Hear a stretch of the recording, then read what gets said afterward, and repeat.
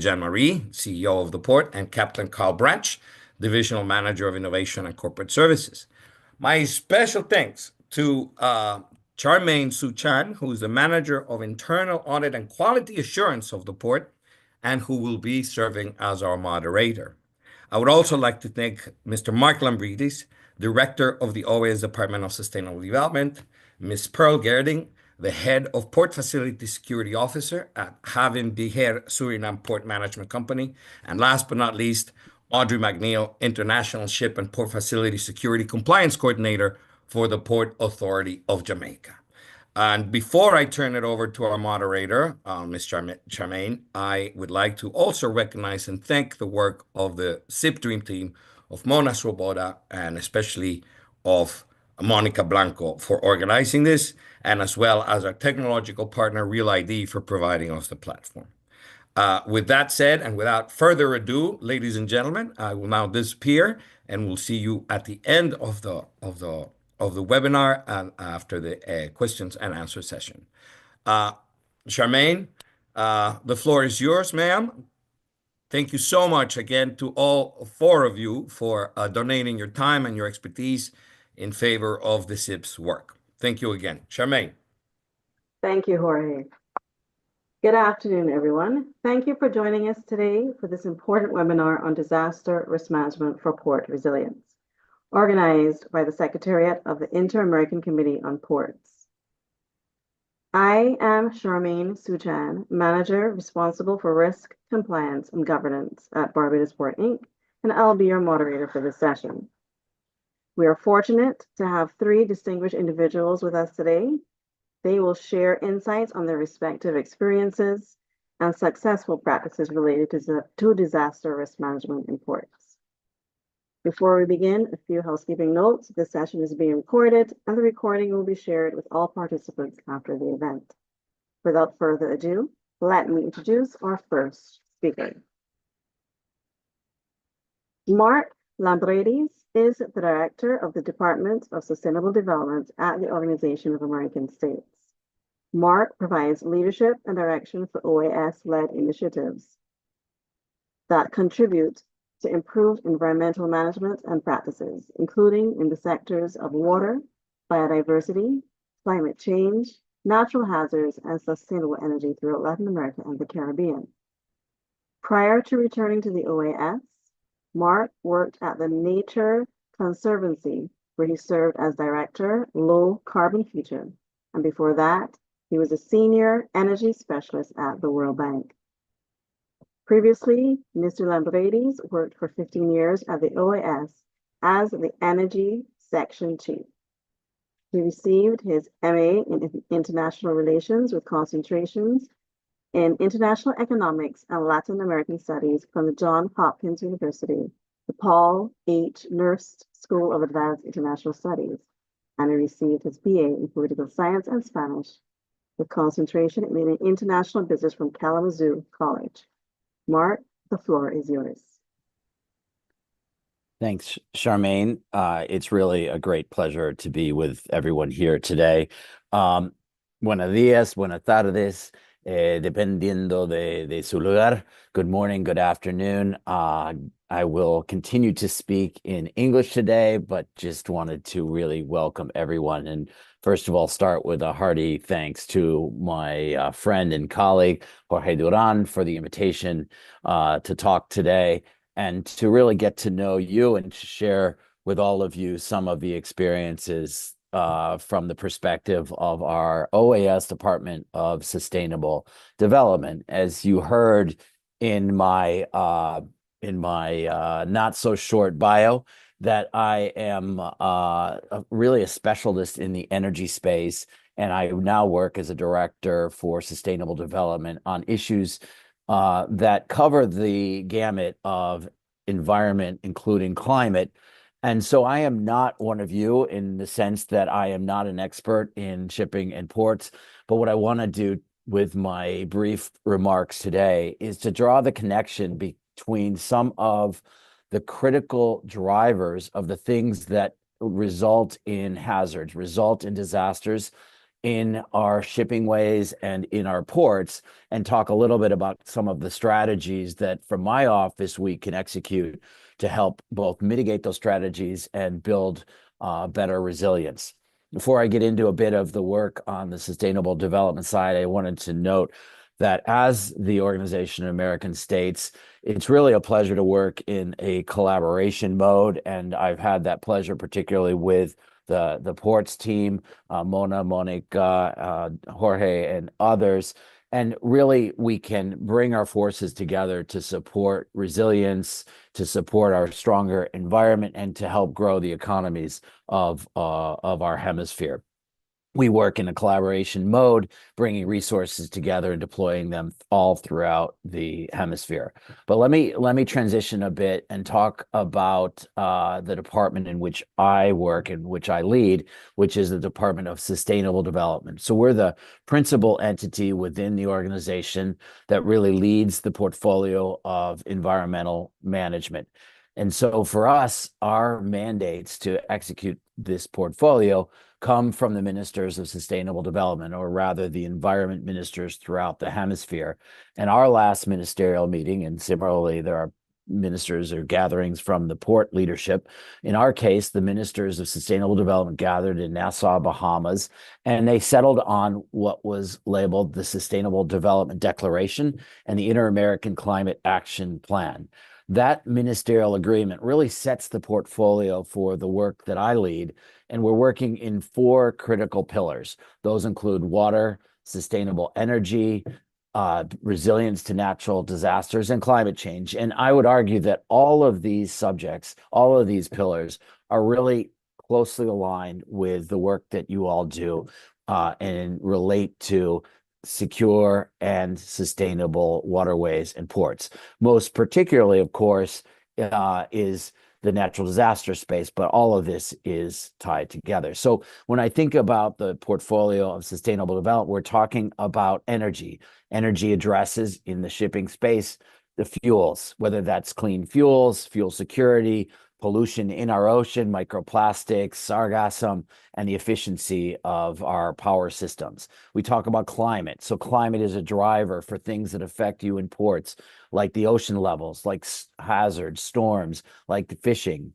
In the water space that I lead, we mostly focus on freshwater, particularly transboundary aquifers, rivers, but we also are getting into the business of oceans and sustainable ocean planning. And then, as I mentioned earlier, our work in natural disasters is directly aligned with this conversation today. How do we build more resilient and reduce the risks of our infrastructures around the hemisphere? I'll talk more about that, how we focus on infrastructure resilience in a minute, but I wanted to put us in the context first of the ocean on which we are shipping and in which our ports are housed. So let's talk about the ocean. The ocean as a medium for our shipping procedures. The ocean, as we know, and I am intentional when I say the ocean and not oceans, because we know that all of the oceans of the world are connected, and we really should be talking and thinking about a singular ocean. So I'll say that the ocean covers 70% of the ocean surface. The ocean provides about 50% of the oxygen produced on this earth. It absorbs over 90% of the excess heat caused by human activity worldwide, and about 25% of the carbon dioxide emissions. So that from an environmental and a climate change perspective, we know how important the ocean is to our future. About a third of the people worldwide, nearly 3 billion people, live within 100 kilometers of the coast. Yet for too long, we've really taken this resource for granted. So how is it that we can begin to think more about the health and security of our ocean as it continues to warm, as the potential for currents to reverse and other negative impacts may happen as climate change progresses? The OAS, which focuses on these issues within the hemisphere of the Americas, is particularly focused on ocean, as 32 of our member states, of our 34 or so member states, have oceanfront property. More than 30% of the population of the Americas lives in coastal areas, and the sea accounts for a larger share of territory than most countries in the Americas, especially those in the Caribbean, but certainly throughout the whole hemisphere. The oceans are home for an extraordinary amount of our biodiversity. And speaking of biodiversity, we are gathering in Cali, Colombia next week and the following to address many of these biodiversity issues at the 16th Conference of Parties on Biodiversity. But I digress for a second. So when we talk about healthy oceans, a lot of people are talking about the blue economy. So what is really a blue economy? And really, should we be talking about a blue economy, or are we really talking about the economy? We know for many of our countries, particularly island nations, the ocean is a source for minerals and other extractable resources, many of which are tightly linked to our energy sector. It's a source of biodiversity, particularly fishes. It's an opportunity for tourism, both on travel and underneath the ocean through scuba reefs and others. The ocean itself drives a lot of our natural resources like wind and others that are potential for energy generation. Even the water we drink is a source, is oftentimes increasingly coming from the ocean through desalination and other aspects. The ocean finally, and for this group, is particularly relevant when we talk about transportation, logistics, shipping, and others. At the same time, we depend on the ocean for our livelihoods. It's also under threat, as I mentioned earlier. Climate change, overexploitation of our minerals, and pollution are causes for real serious risks that we must address as we think about protecting our ocean. What are some of the challenges that the ocean faces as we look forward? We're talking about overfishing and unsustainable fishing practices, as many communities in the region rely heavily on fishing for livelihoods and food security. Illegal fishing and other destructive methods are really coming into conflict with a lot of these economic opportunities. Coastal pollution and marine debris, particularly microplastics, are increasingly a concern for our ocean. Habitat degradation and loss is increasing at alarming rates. And finally, climate impacts. Sea level rise, acidification of the ocean, increasing strength and propensity of hurricanes pose great threats to our coastal community, as Jorge mentioned earlier, with the two most recent hurricanes in Florida and throughout our Caribbean region. So as governments and international organizations like the OAS, what can we do to try to stave off some of these impacts? One thing we can do is work together with governments of the region to put in place the rules and practices and programs to help preserve and protect our ocean.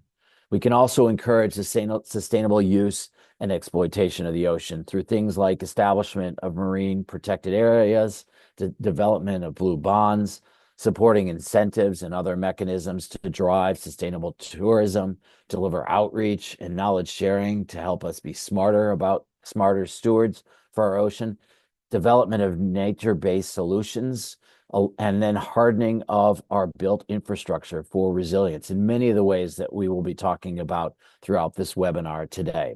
So that's sort of background of the field in which we're playing, the ocean.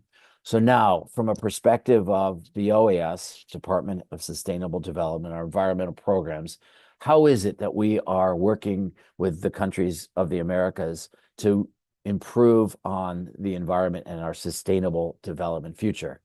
We have our programs in energy. First and foremost, the Energy and Climate Partnership of the Americas, or ECPA. ECPA is an organization of the OAS that really brings together the ministers of environment to talk about how is it that we can help protect and become better stewards of our region and our planet, and how can we become more resilient when it comes to some of these challenges.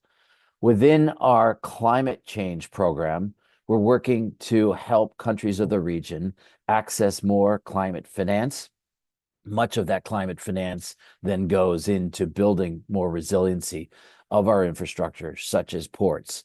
We deliver technical assistance, and we're working on capacity building throughout the entire hemisphere on all relevant topics.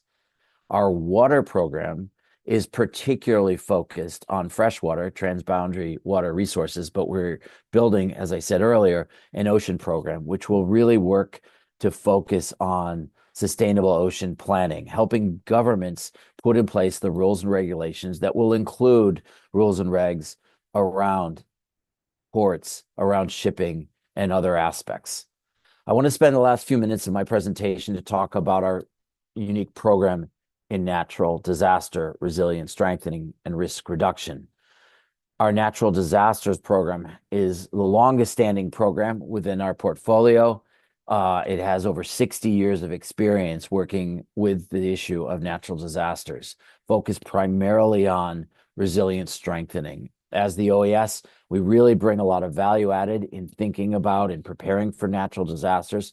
And I'll say that we're more relevant in this space of resilience strengthening than responding to disasters. There's lots of institutions that deal with the immediate response to disasters. Many of those are our militaries, FEMA in the United States, and other institutions like the Red Cross that can deal with disasters after they've happened.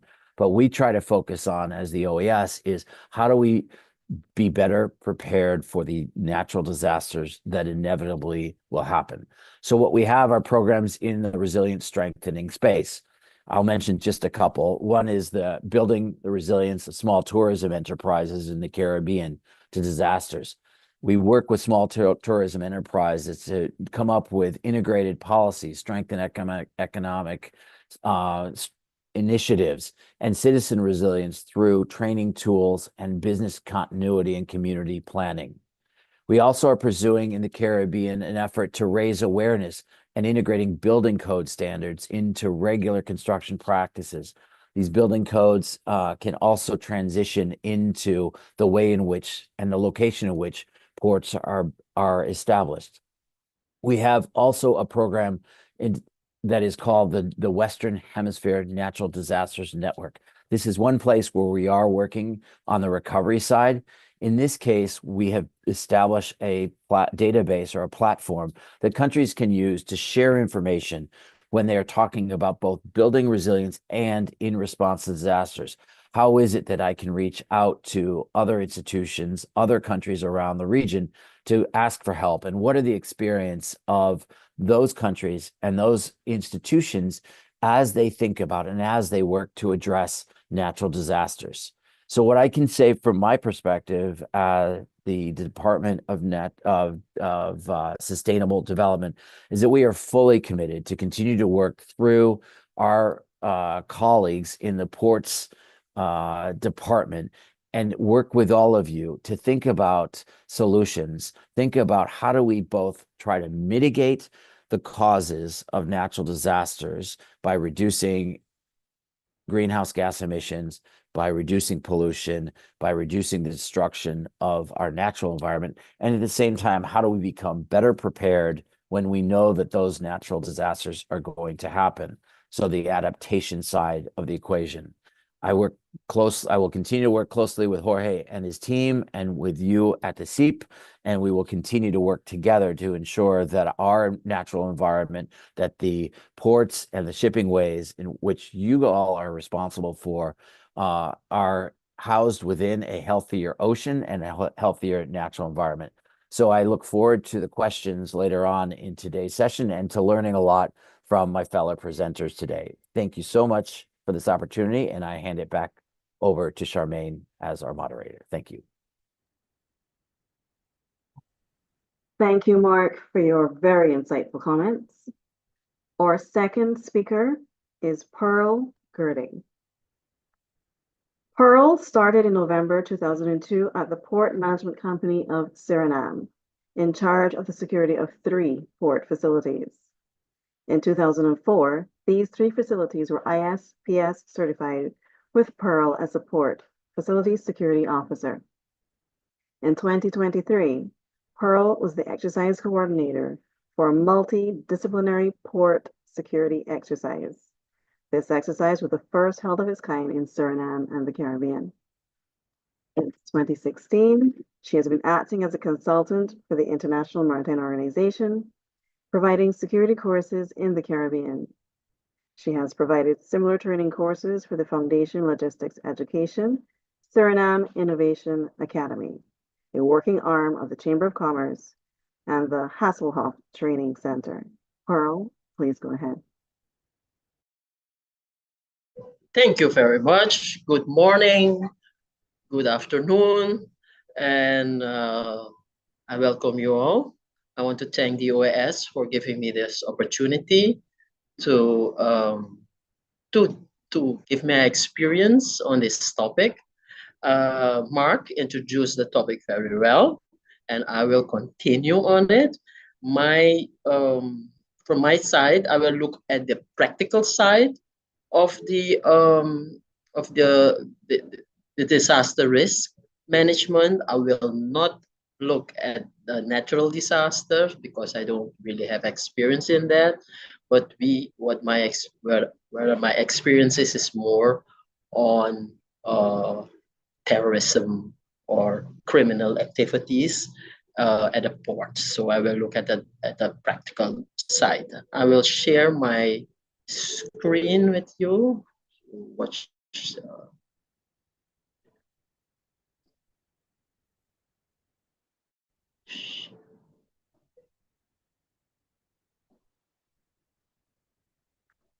So I hope everybody can see it. So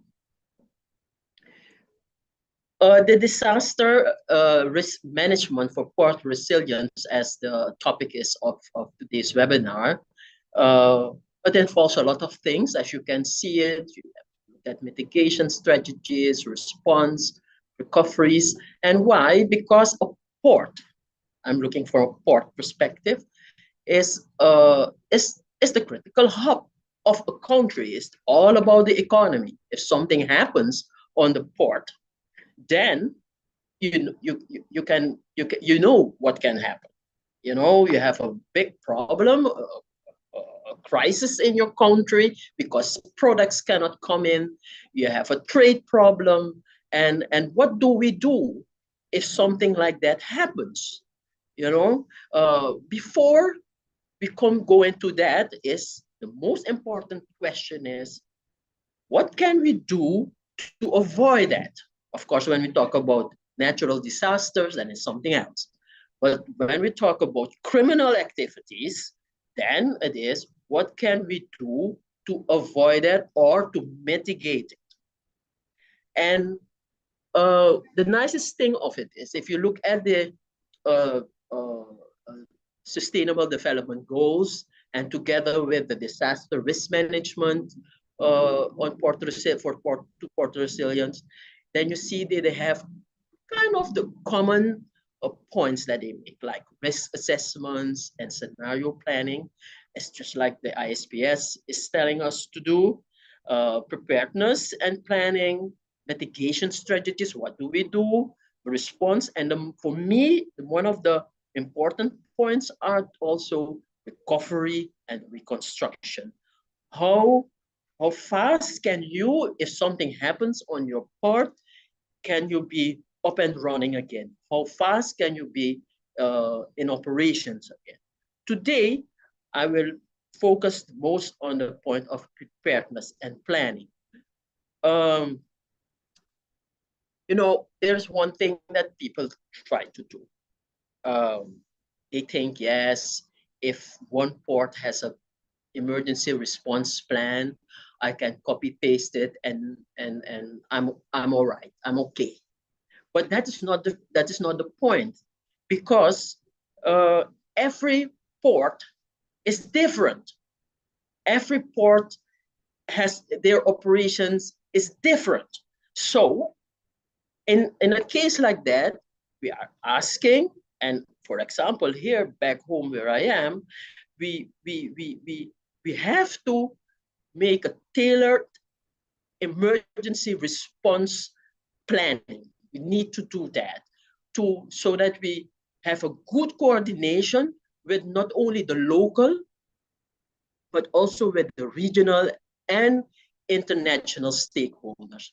But who are our stakeholders?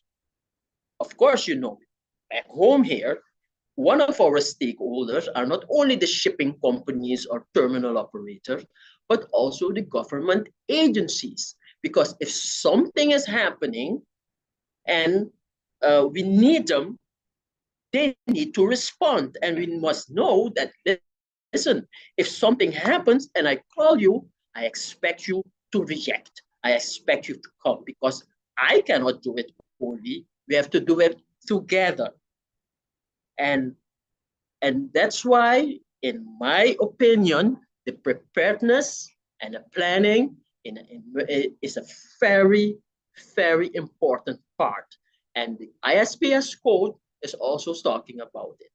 And in here you see it, part A and part B, chapter 18. They are talking about training, drills, and exercises. And it also asks us to have on a regular basis training exercises, drills, and at least once every 5 years. That's what I see. At least every 5 years, you have a full-scale exercise. Besides the things like tabletops and drills, you have that on a regular basis. The ISPS code is telling us or giving us the time slots, how many times you have to do it. Of course, that is a minimum. You can always go further over. You can do much more than that. But it helps us if you do these trainings, drills, and exercises on a regular basis. It helps us to understand what your job is. When something happens, what you have to do. Of course, you know the word muscle memory. At one point, when you start to do it on a regular basis, at one point, you know exactly what to do and when. Of course, when you have something is happening, depends on, you can have kind of a difference here and there, but the main thing is that doesn't change. If we have these trainings, drills, and exercises on a regular basis, it helps us to communicate with one another and coordinate with one another, because you have different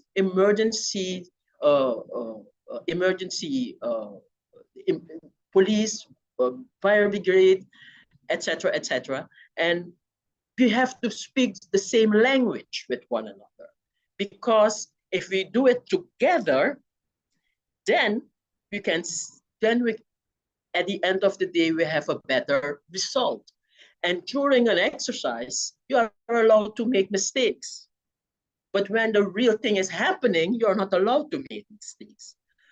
So during as Charmaine mentioned, I coordinated a full-scale, multidisciplinary full-scale exercise in October. Yeah, about a year ago. Then we saw what went wrong and what was good. And one of the things was the communication and the coordination. If you look at the picture on your right hand, it's actually a picture of an actual exercise where you have a police officer and another guy from the counter-terrorist unit where they are working together. Yeah. Another thing is the infrastructure resilience. If something happens, how fast can we have the operation up and going? Another thing that during an exercise or that will help us is the diversification of capacity building. There's where you also see regular drills and exercises, cooperation with national authorities, and a communication, a continuous improvement. Not the, there's one thing, if you have the, you do a drill or you do an exercise, then when it is finished, then that is that. But what do you do with the outcome of such a drill on an exercise? And that's why we say you need to improve your operations in security operations that I'm talking about that, or for example, it depends on what is coming out, what the outcome of it is. And of course, the last but certainly not least is the recovery and the reconstruction side of it. I put it like this: the road of HAVENBEHEER is actually, that's the name of our company. In English, we say we call it port. Oh my God, not even my own port management company. That is in English. When we started in Suriname, we had a lot of seminars and workshops. And then we went to a tabletops, regular base. We had some games, we had drills. And then at one point, we had a functional exercise. In the functional exercise, you have everybody, all the entities. Yeah, the police, the emergency people. When I say emergency people, I mean from the hospital. You have the police, you have counter-terrorist unit, you have everybody. And then after that, then we did the full-scale exercise to see, because here's one thing I always laugh about it when we have these functional exercises, and I ask the police, within how much time will you be at the port? And then they say 20 minutes or 10 minutes or 20 minutes. When we have the full scale now and the thing is really happening, then we will see if the 10 minutes or the 20 minutes that you indicated is really so, because it depends on what time of day it is. It will be held. So we have of saying, by failing to prepare, you are preparing to fail. So that is one of the things that we always say to our stakeholders in Suriname. We have to prepare on a regular basis, because when it really happens, then we don't know what to do. And we have another thing that we say, another motto that we say, prepare in calm waters, so to be prepared when the water gets rough. So we are ready for it. What I will do now is to give you an idea of how the exercise went. I will show you a video, a short video, although the guy speaks Dutch, but the guy that you see now in front of you, he was the head of the terrorist group. His terrorist name is Boris. And you can look at it, and I think it will speak for itself. Just don't listen to the guy. If you understand Dutch, great. If not, don't worry, just listen to it. No, de autoriteiten, de kiel loro, ala de madorok ba. Flexiera, fleka stappen.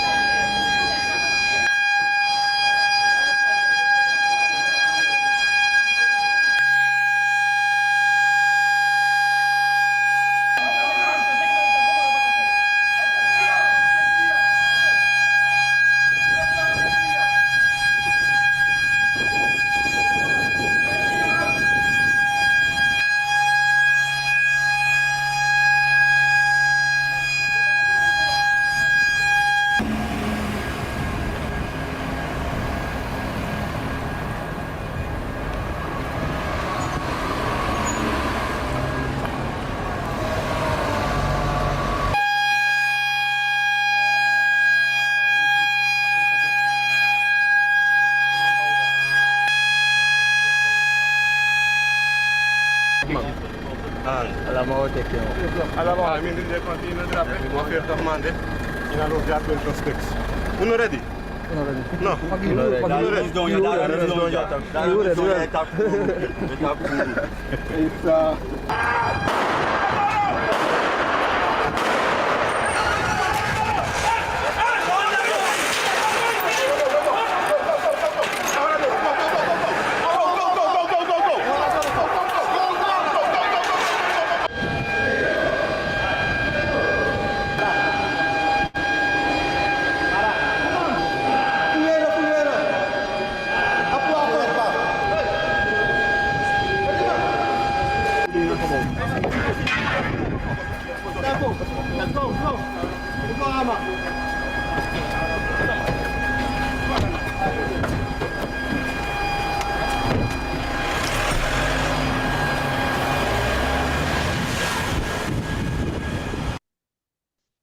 Okay, that was the exercise. Actually, it was about a terrorist attack. There were some VIP persons.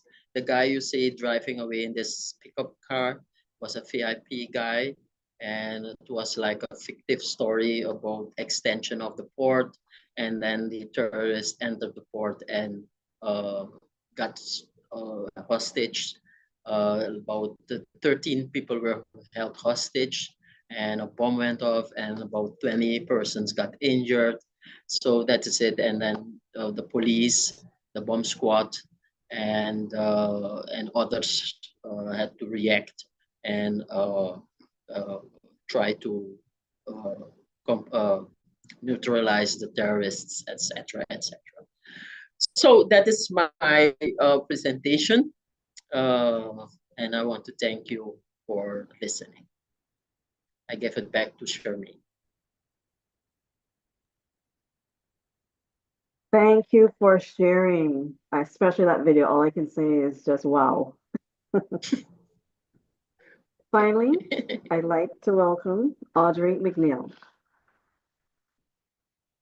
Audrey McNeil is a maritime security specialist with the Port Authority of Jamaica. She is the manager of the Maritime Security Program and is currently acting Assistant Vice President of Security at the Port Authority of Jamaica. She is a maritime security consultant engaged by the International Maritime Organization. She was the recipient of the OAS SIP 2022 Maritime Award of the America's Outstanding Women of the Maritime and Port Sector, honorary mention. Ms. McNeil holds a bachelor degree in Business Administration Management with honors and is a lecturer at the Caribbean Regional Drug Law Enforcement Training Center for the Port Facility Security Officer 2-week course. Audrey, over to you. Thank you, Charmaine. And may I use this opportunity also to thank the SIP for, like Pearl, affording us this opportunity to share our experiences, which we hope will be helpful to all those on this virtual platform. And I want to acknowledge the work of the SIP in emphasizing the importance of disaster risk management and providing all the necessary guidance and training for us all. So today, I'd like to share the experience of the Port Authority in preparing for what was an anticipated pandemic in 2014, the Ebola virus disease. Now, Pearl's presentation, her wow moments, were specific to avoidable disasters that can be, the effect of which can be reduced by good operational and security practices. And Pearl certainly showed us how she has been able to successfully do that in Suriname. For my part, I'm going to talk about unavoidable disasters. Those are hurricanes, pandemics, earthquakes, but I'm going to be looking particularly at pandemics and how we planned for, which fortunately did not materialize, the Ebola virus disease. Now, before I start my presentation, I'd just love to give a little background that EVD at the time, it was said by the Maersk Line that it has never been transmitted by international shipping. But the world knew that it was very important. We had to take precautions because the outbreak was more than 20 times the next largest one, which occurred in Uganda in 2001. And for Jamaica, during the period January to October 2014, there were 314 cruise ship calls, 1.1 million passengers that had passed through our cruise ports. We had 400,000 crew members. And for the same period, 2,869 cargo vessels. So while the risk and probability of EVD being imported into Jamaica via seaports was low, it was not impossible. So I will now go into the presentation to show you how we were able to help our seaports establish clear procedures for ports engaged in international trade to handle preventative or preparedness so that we could prevent, contain, and decontaminate any areas that were affected by the Ebola. So I will now start my presentation, my PowerPoint presentation, and share in more detail how this was accomplished. So in this presentation, I'm going to share the experience, of managing the possibility of Ebola entering the island of Jamaica by air or sea, and how it became a dress rehearsal for COVID. I'm also going to highlight how the Port Authority of Jamaica, which is a designated authority under the International Ship and Port Facility Security Code, partnered with other agencies and ministries of government to contribute to a national Ebola plan. And how we translated this now into providing leadership to the maritime industry by providing a template that was to help the ports to cover preparation, response, and recovery for Ebola. You've heard a lot said about port resilience, but I'm going to say this again, just as a reminder. So port resilience is the ability to maintain an acceptable level of service in the face of disruptions. And of course, we mentioned what these disasters would include, or these disruptions, pandemics, natural disasters, cyber terrorist attacks. And the effect depends on the size, location, and type of operations. So what is our intent? The port's resilience is determined by their ability to remain operational and offer services and infrastructure to ships, to cargo, and other customers during these disruptions. So a port seeks to be able to cope with shocks, absorb disruptions, recover and restore operations in the shortest time possible. And it is linked to the port's properties or ability and capacity to recover and to be able to start back their activity.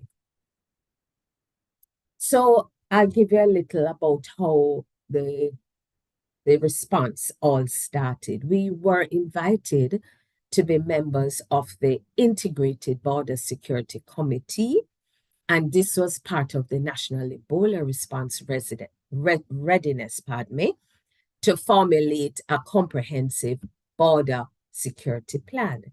And the government of Jamaica assigned the Jamaica Defense Force to coordinate this effort. From our side, the security department, myself, and another member of our department, as well as the superintendent of pilotage, as you do realize that pilotage services were part of the high risk in the whole Ebola response. We were all represented on the committee.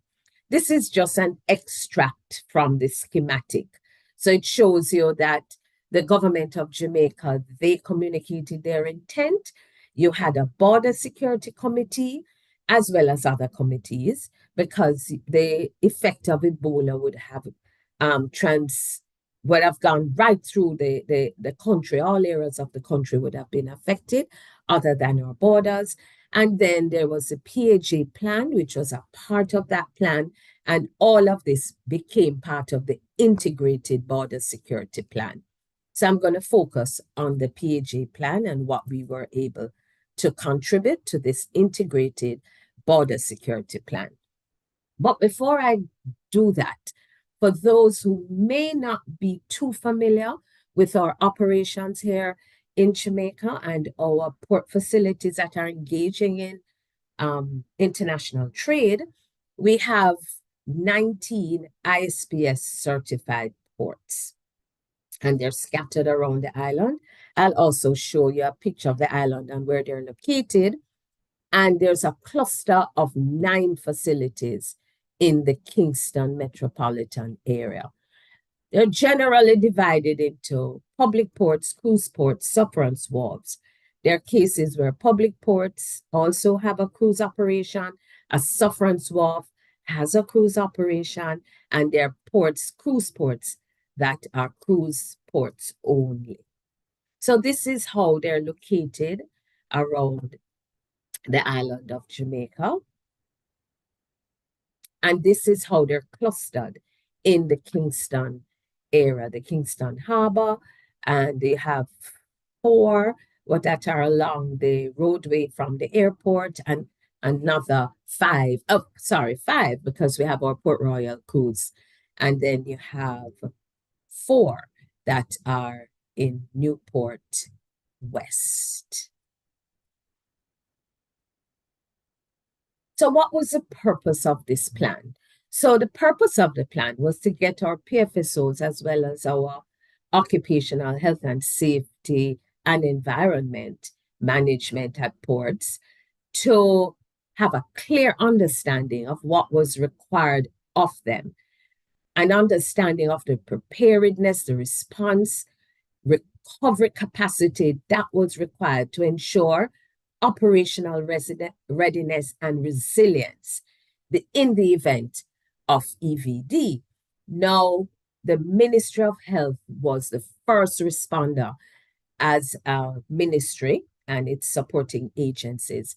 And our plan was subordinate to that of the national plan.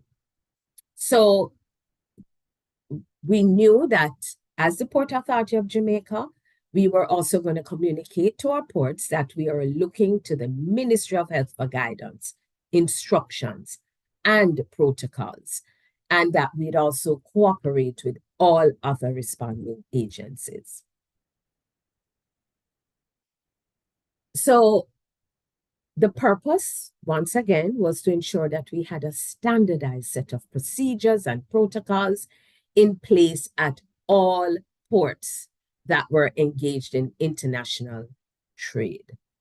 And we also were trying to enable a safe, effective, and timely receipt, process, and management of information so that we could not only prevent, but we knew how to contain the introduction or spread of the virus in Jamaica via seaports.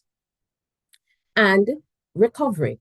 Each incident must be resolved in the shortest possible time so that we can restore normalcy at the port and avoid undue delays. There were some assumptions, of course, and we knew that this can happen. Shipping is a 24-hour operation, so persons had to be prepared to respond at any time, day or night. The scenarios were predictable, and so we could plan for them. And the fact that the area to which this virus could have gone or be affected could extend to outside of the port, to the community, because the crew leave, passengers disembarking, and they do go into the community.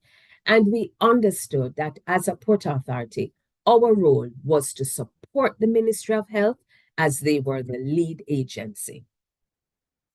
So the purpose of the plan that was communicated with our PFSOs was to guide them in managing a medical emergency that was created by a suspected case of EVD.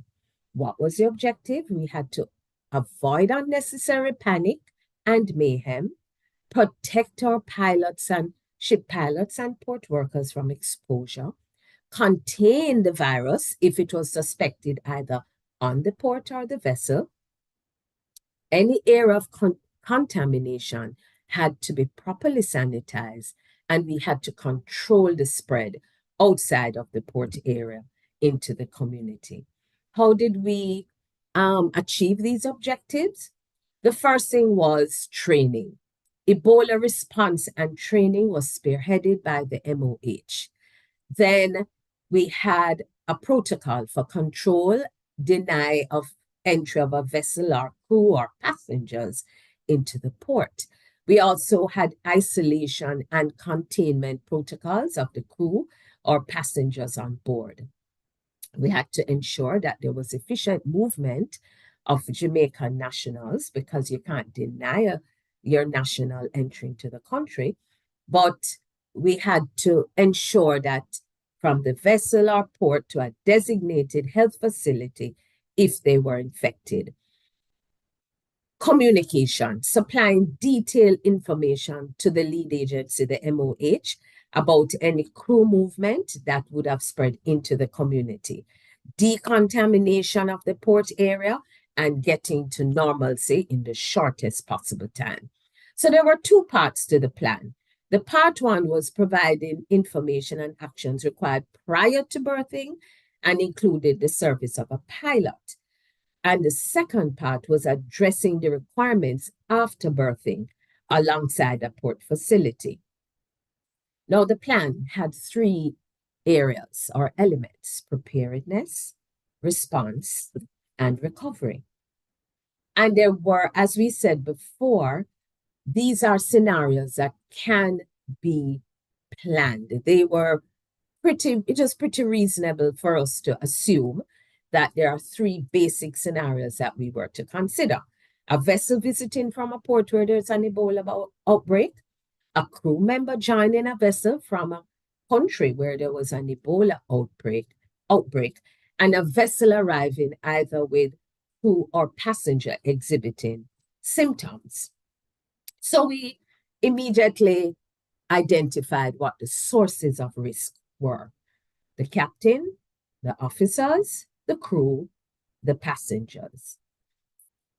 So as to avoid panic, mayhem, and to bring calm to our shipping industry and to those who are working on ports, we had Ebola awareness and sensitization training. How is it transmitted? What is the risk of coming into contact with a contaminated person? What are the health and safety precautions? And how to report possible exposure. So this is how we were able to help our ports to be prepared. And in this chapter, we sought to identify and describe the activities required to prepare for Ebola at the seaports in Jamaica.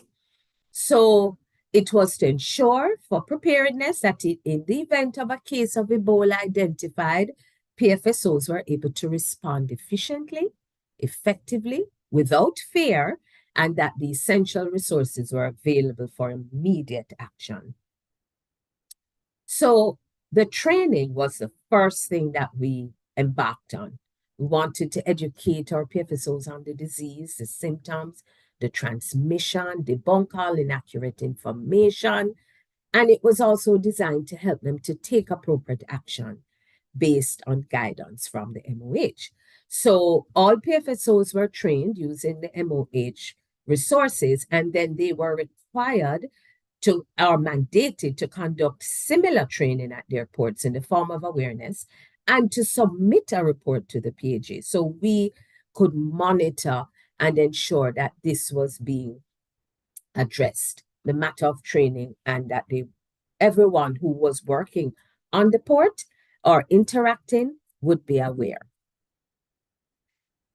Part of preparedness was identifying isolation areas.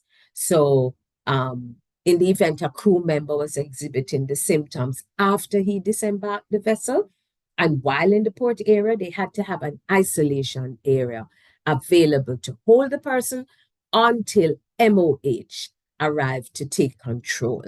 So the ports had to identify an isolation area, and it must also be big enough so that the MOH would be able to do an assessment and then to assess if the person is high risk. PPE requirements were also important. What are the personal protective equipment that was required to handle these cases? And then we advised the ports they had to purchase it in preparation for a possible case of the disease, and through their port security committee and with the lead agency, identify those who would be trained to use it. Culture change, very important. Awareness training was focused on culture change and not just washing hands regularly, but there were other things identified. So ports had to establish hand washing stations, and mandatory hand washing requirements were introduced at the port. And of course, testing. Ports were to conduct a simulation exercise or drill to include a scenario with Ebola virus to test their operational readiness, and they were required to submit this to the Port Authority with the results of the drill. Then there was the pre-arrival start, another section for response. The response chapter was designed to ensure that any case was contained at sea, or if it was identified on land, it was kept within a defined area. And the harbor master requested that all shipping agents submit pre-arrival information regarding the vessel. So that was to ensure that there were no anomalies identified before the arrival of the vessel. And if so, they are investigated and the appropriate action taken. So they require the last 5 ports of call, any illness or suspected cases of illness on board, any crew members who signed on the vessel within the last 21 days and their place of origin, and of course that applied to passengers. And this information was required 24 hours prior to the arrival of the vessel by the pilot's office and was shared with our passport immigration agency as well as quarantine. And it was analyzed by all the entities and the determination made as to whether the vessel was considered high risk and allowed to enter the port. And then containment, part of response. Because cargo vessels have limited medical care, most times they request medical evacuation.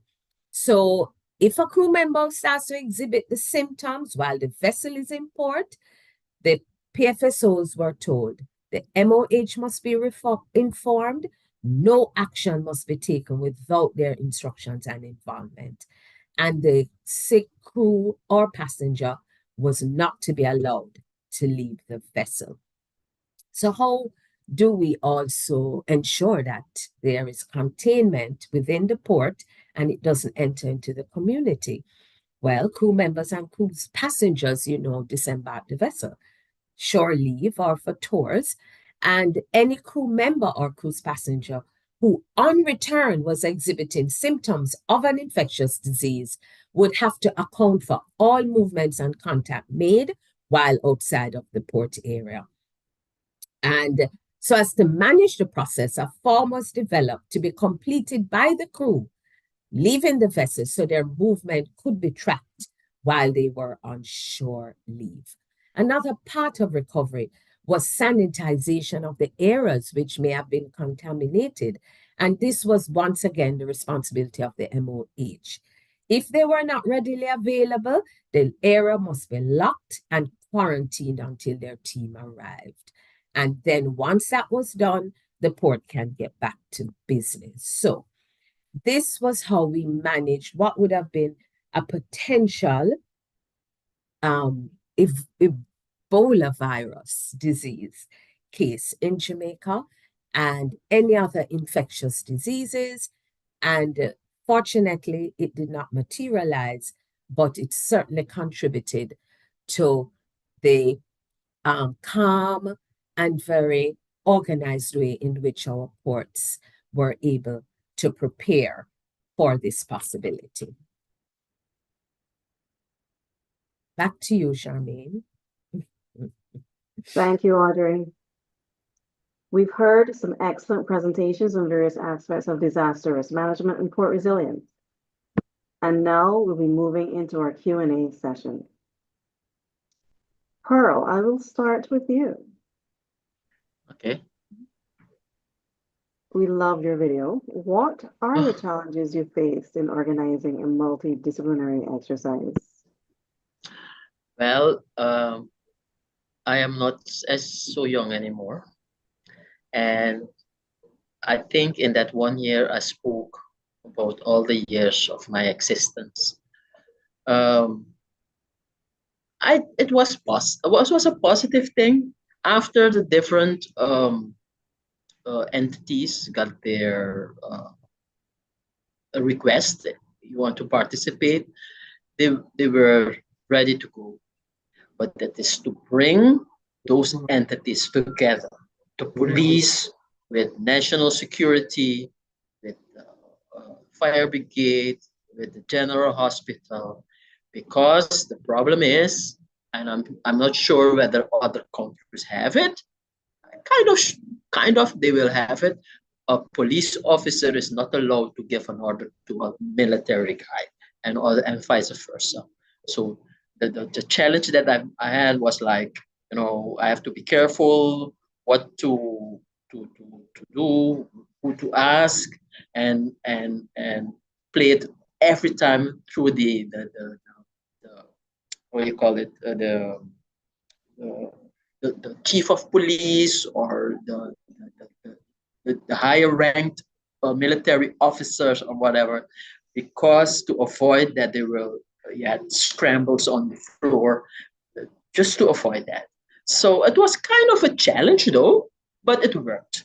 I don't know, everybody was, I have to tell you, everybody was motivated to do it, but we had to look at these little things that could break up the whole exercise, the whole idea of the exercise, the whole purpose of the exercise could go into and blow up. Let's say it like that. Great, thank you. Yeah. Mark, my next question is for you. Now, the environment is clearly linked to port security and sustainability. What are the most critical environmental issues that may affect ports and shipping over the next several decades? Yeah, thanks for that, Charmaine. It's a good question. There's so many hazards, threats that are related to ports and shipping today and into the future. I think the overarching umbrella, as we all would know, is climate change, and then climate change as a driver for a lot of the threats that we are seeing. So I think the most obvious among those would be hurricanes, but there are certainly others. I mean, droughts that affect our rivers. If you think about a place like the Panama Canal, which has been severely impacted by drought, and the ability to transit through the canal has been affected by the absence of rain. At the same time, in the Caribbean, we're seeing too much rain and floods driven by hurricanes. So I'd say that's top of mind for me. But another real critical challenge, it may not affect the ships and ports themselves, but I mean something that we're thinking about a lot is pollution in the ocean and microplastics, and then so therefore the relationship between our ships and those pollutants that end up in the water, and what is the positive role that we can play as shippers and as ports to help mitigate the critical challenges of microplastics and other pollutants that affect biodiversity, particularly sea life. So I'll pause there. Thank you for that. Audrey? How do you think ports can improve on their preparedness and build resilience in the face of increased occurrence and severity of weather events, cyber attacks, and pandemics? Okay, Charmaine, I think they need to test and exercise their disaster risk management plan more often than when I say more often, for example, we do one exercise every 18 months. However, I would recommend, and most times it's terrorism, we look at criminal activity. However, I would recommend that they include a plan or an exercise that tests disaster risk management, which is more likely to occur in the Caribbean. We're not minimizing the likelihood of a terrorist attack, but because we are basically able to use good security procedures, plans, as Pearl most efficiently demonstrated, the unavoidable pandemics, hurricanes, and earthquakes, that's a challenge. So exercise, you could possibly even include it in a security scenario. Exercise it on a more regular basis. Let your port users, your stakeholders know about the plan and how they are affected. When it's a pandemic, it's a different response from, say, an earthquake or a hurricane. So all of these should be discussed at the Port Security Committee level and also maybe even larger drills, but they must be exercised and the stakeholders and port users must be aware of the effect on the port, what the intention is, what is being put in place to build that port resilience, because they're all going to benefit from keeping the port operating, and everybody has a part to play. Now, I'm going to use this to plug the work of the SIP. Utilize the resources from the SIP, the Inter-American Committee on Ports, OAS, on the portal. They have done tremendous work, and there are training modules on that portal that our security managers or PFSOs can utilize to build resilience through disaster risk management planning. So I will plug for the SIP here. Go ahead and use it. A lot of work has gone into it. And exercise, test, communicate with your port users and stakeholders. Thank you, Audrey. Leading on from what you've said, Mark, what is the role of multilateral development institutions in supporting more resilient ports and shipping lanes? Yeah, well, first of all, I mean, the phrase multilateral development institutions is multiple. As you would know, a lot of those organizations are large banks like the World Bank or the Inter-American Development Bank, and that the OAS is not a bank. We're not housed with money. So when I think about what we can do as the OAS, given our skills and available resources, I would talk about a few things. One would be, do the analysis. We can help in understanding what are some of the threats and potential solutions and identify innovative solutions to those challenges.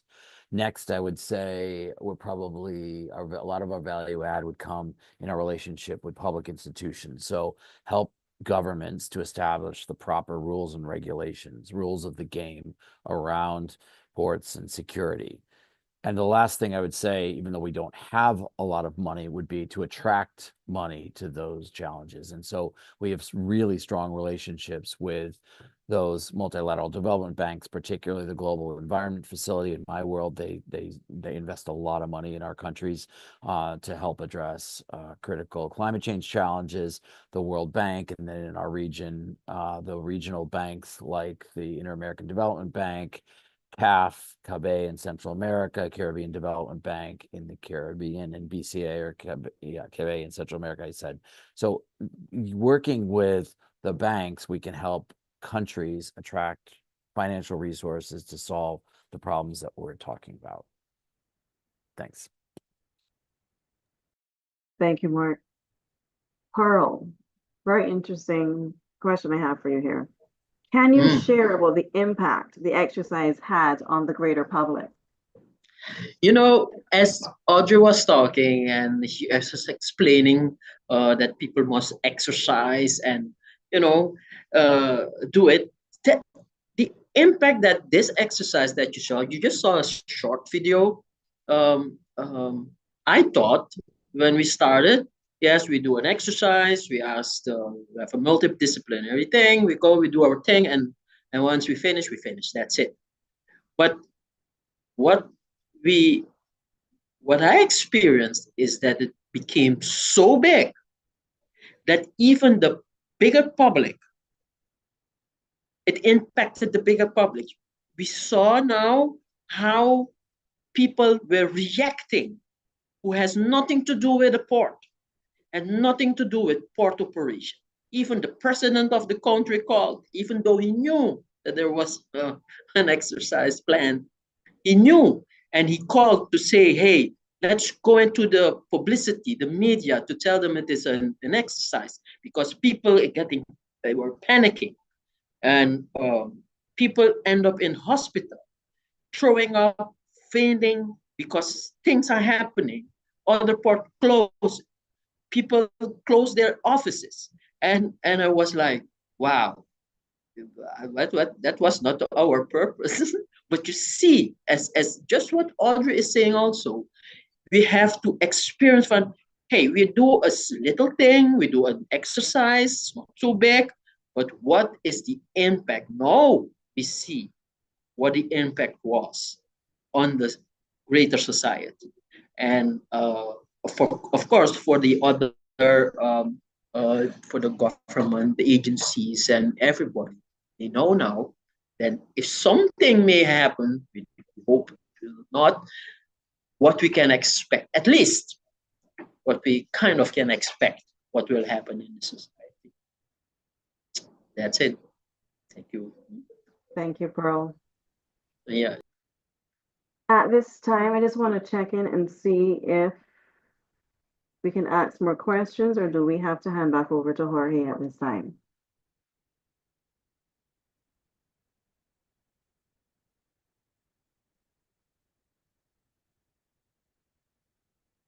Okay, so, Senor Duran, may we please have your closing comments?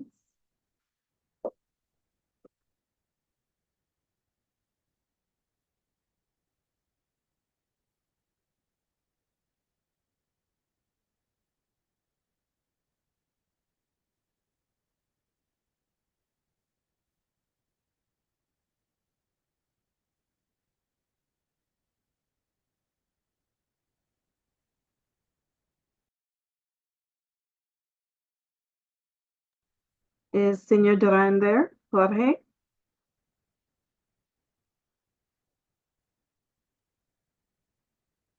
I don't see him anymore.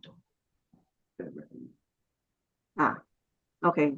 I have a few more questions. So in the meantime, let's go through those. So Audrey, you mentioned that the experience using disaster risk management principles in managing the Ebola disease was a dress rehearsal for managing COVID. Can you elaborate on that and tell us how it prepared you for COVID? Sure, Charmaine. It was literally, we were able to literally take that plan with few changes, tweaks, and to represent it as the plan to handle the potential. Because at the time we started preparing before it became the pandemic that it did become. However, there are so many things that had happened during our preparation for Ebola that was now making it even easier to transition.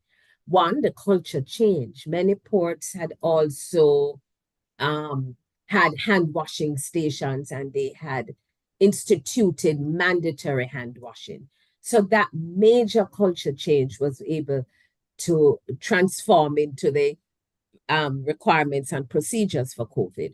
the relationship with the Ministry of Health. We had developed such a good working relationship that getting back into because there was a training, a series of training. And of course, that went so smoothly. We went from port to port together with them in order to debunk a lot of the inaccuracies that were circulating, and as well as to help our PFSOs to understand about how it is transmitted, the risks, etc. And so basically, we just used what we did. That was an exercise.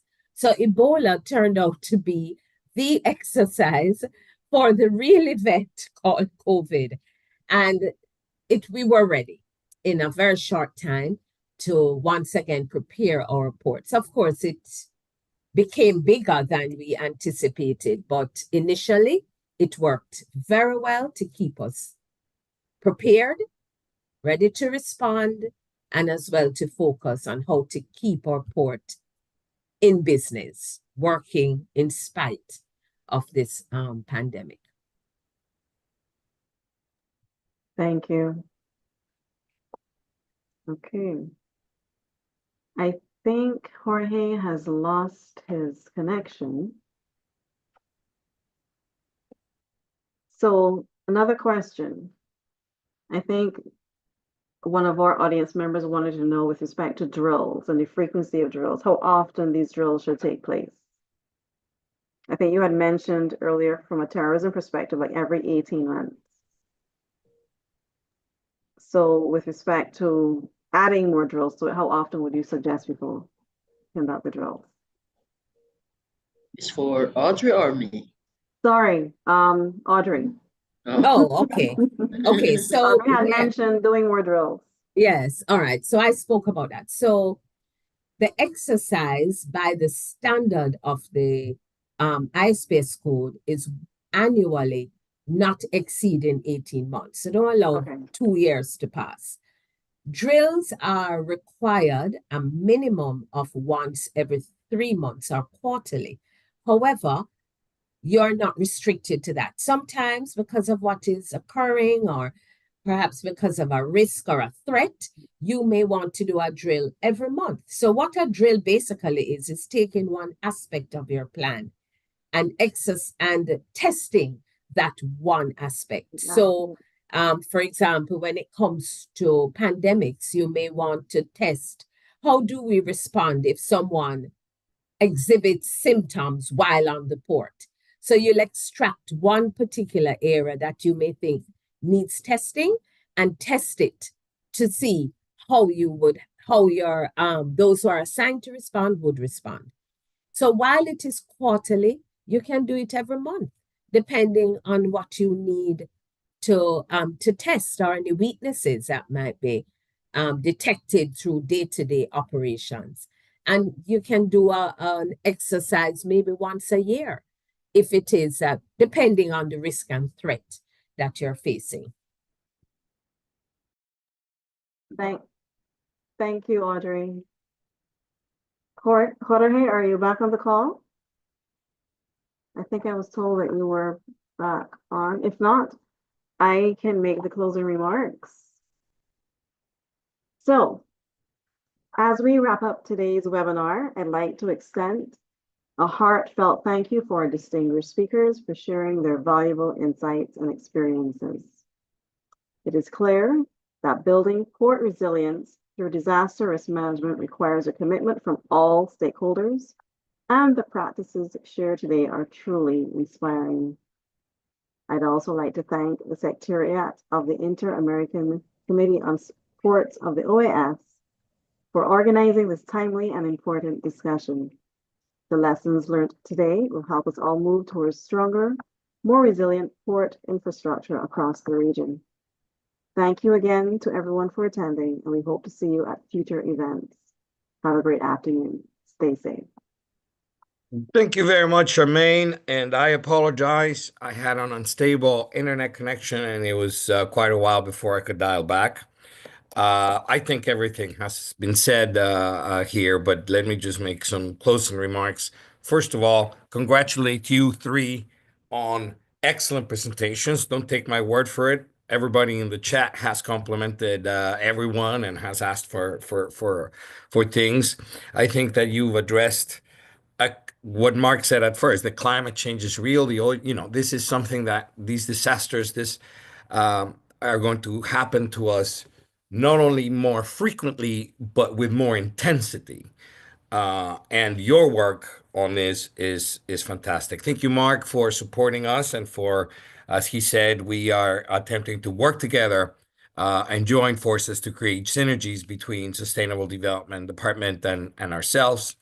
And then, Pearl, thank you so much. That exercise was fantastic. People also in the chat were commenting about it. And in fact, and correct me if I'm wrong, but I think that there were a couple of people who didn't know it was a drill and actually thought it was real and ended up in the hospital for certain things. So that's how good it was.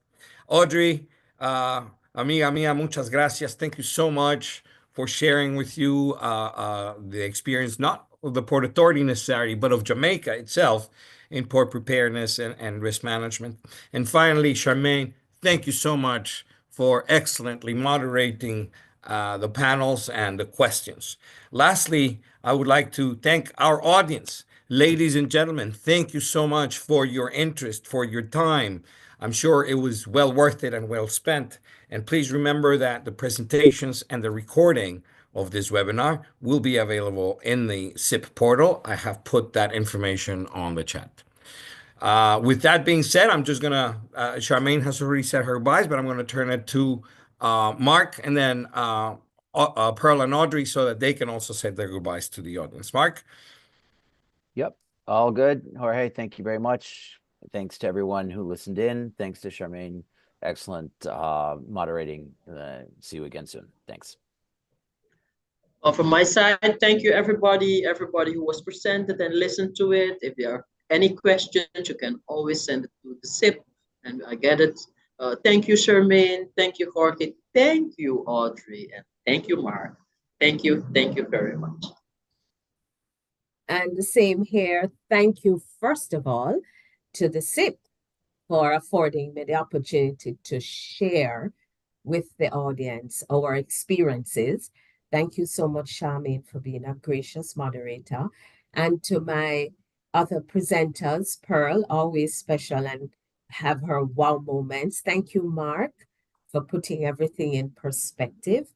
It was a pleasure and a privilege to be here. And the information will be available through the SIP if anyone would like to benefit. And I will say again, take advantage of all the resources and the work that the SIP has done to have us prepared for these unavoidable and extreme weather events and otherwise that we continue to face. Thank you so much, everyone, for showing an interest and being here. And thank you all three, women and Mark. Thank you for your contributions. Before I say goodbyes, let me remind the audience that in the SIP portal, and I also shared this link on the chat, as a result of the disaster risk management project for Caribbean ports, you can actually download a model emergency operation plan for free. It's available in all 4 languages of the OAS. And this may help you to guide yourselves or update existing plans. There's also a lot of educational resources, like Audrey keeps saying, take advantage of them. Please do, they're there for you. That said, please be mindful of our next webinars in November. We're going to have 2 more, one with the Institute of the Americas, also on decarbonization and this sort of sustainability issue is very, very important. And I do please check the portal for more events. Until then, my friends, I thank you and I'll see you the next time. Thank you so much. Good day.